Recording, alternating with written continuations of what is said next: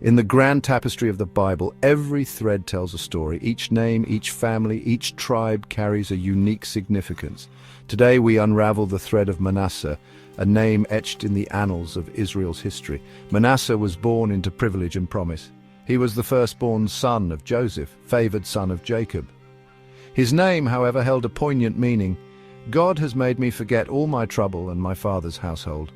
It was a name that hinted at both sorrow and hope, a testament to Joseph's trials and triumphs in Egypt. Manasseh grew up in the fertile land of Goshen, shielded from the famine that ravaged Canaan. He knew little of his grandfather Jacob's struggles or the promises God had made to his ancestors, yet he was destined to inherit a legacy far greater than the riches of Egypt. Manasseh's story is a powerful reminder that God works through families. His life, intertwined with his brother Ephraim's, shaped the destiny of a nation. Let us delve into the narrative of Manasseh, a tale of power, potential, and the enduring faithfulness of God. As Jacob's life drew to a close, he summoned Joseph and his grandsons to bestow his patriarchal blessing.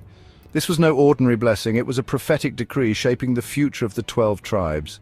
Joseph, knowing the importance of birthright, presented Manasseh, his firstborn, to receive the greater blessing.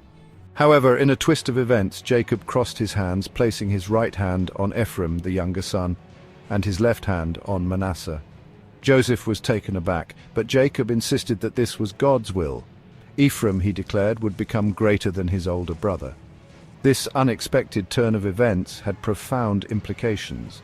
It challenged human understanding of primogeniture, demonstrating that God's ways are higher than our ways.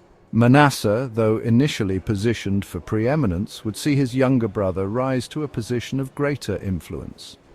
This prophetic act foreshadowed the dynamics between the tribes of Ephraim and Manasseh. Ephraim would become a leading tribe in Israel, known for its military strength and political power. Manasseh, while also a powerful tribe, would often play a secondary role. Upon entering the Promised Land, the tribe of Manasseh received a vast and diverse inheritance.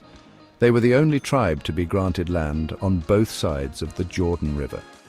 This reflected their numerical strength and the favor they found in the eyes of Moses and Joshua. The half-tribe of Manasseh, west of the Jordan, was allotted territories in central Canaan. Their land was fertile and strategically important, bordering the tribes of Ephraim, Issachar, and Asher. This placed them at the heart of Israel's agricultural and economic activity. East of the Jordan, the other half-tribe of Manasseh received territories in Gilead and Bashan. This was a land known for its pastures and livestock, ideal for a tribe with a strong pastoral tradition. They shared this region with the tribes of Reuben and Gad, forming a bulwark against invaders from the east. This division of land, while seemingly unusual, served a strategic purpose. It ensured that the tribe of Manasseh had a presence on both sides of the Jordan, strengthening Israel's hold on the Promised Land. Their territories provided a vital link between the eastern and western tribes, fostering unity and cooperation. Section 4, Mighty Warriors, Troubled Hearts, the Ups and Downs of Manasseh. The tribe of Manasseh earned a reputation for its military prowess. They were fierce warriors known for their courage and strength in battle. However, the story of Manasseh is not without its shadows. Prone to idolatry, they often strayed from God. Judges chapter 18 recounts troubling idolatry within Manasseh. Despite military successes, they struggled spiritually. Their story underscores the importance of clinging to God. Section 5, Gideon's call, a judge from the tribe of power. One of the most well-known figures from the tribe of Manasseh was Gideon, a reluctant hero who rose to deliver Israel from oppression. Gideon's story, found in the book of Judges, is a testament to God's power to use the weak and the unlikely to accomplish his purposes. When Gideon was called by God to lead Israel against the Midianites, he was threshing wheat in a winepress, hiding from his enemies. He doubted his abilities and questioned God's choice, yet, through a series of signs and wonders, God assured Gideon of his presence and power. With God's help, Gideon assembled a small army of 300 men and launched a daring nighttime raid against the Midianite camp. The victory was nothing short of miraculous, demonstrating God's power to defeat overwhelming odds. Gideon's story is a source of encouragement and inspiration for all believers. It reminds us that God is not limited by human weakness or insufficiency. When we surrender to His will and rely on His strength, He is able to accomplish extraordinary things through us. Section 6. Kings and Captivity, the Fall of the Northern Kingdom. After the reigns of Saul, David, and Solomon, the United Kingdom of Israel was divided. The northern 10 tribes, including Manasseh, formed the Kingdom of Israel, while the southern tribes of Judah and Benjamin remained loyal to the Davidic line.